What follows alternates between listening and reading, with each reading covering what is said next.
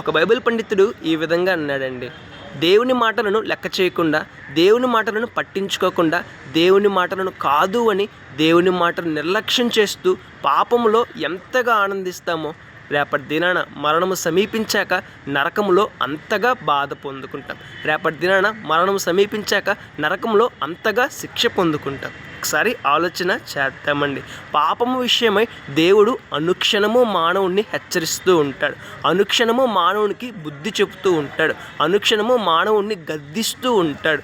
దేవుడు ఎన్నిసార్లు చెప్తున్నా, ఎన్నిసార్లు గద్దిస్తున్నా, ఎన్నిసార్లు హెచ్చరిస్తున్నా సరే ఎవరైతే దేవుని మాటలను పట్టించుకోకుండా, దేవుని మాటలను లెక్క చేయకుండా, దేవుని మాటలపై ఆసక్తి కనపరచకుండా తమ ఇష్టానుసారంగా జీవిస్తూ పాపంలో ఎవరైతే ఆనందిస్తారో వారు రేపటి దినాన వారి జీవితానికి ఫలితంగా నరకంలో బాధను పొందుకునే అవకాశం ఉంది. ఒకసారి ఆలోచన చేద్దామండి. పరలోక రాజ్యానికి ఎవరు వెళ్తారంటే పరిశుద్ధులు వెళ్తారు. పరలోక రాజ్యానికి ఎవరు వెళ్తారంటే నీతిమంతులు వెళ్తారు. పరలోక రాజ్యానికి ఎవరు వెళ్తారంటే దేవుని బిడ్డలు వెళ్తారు.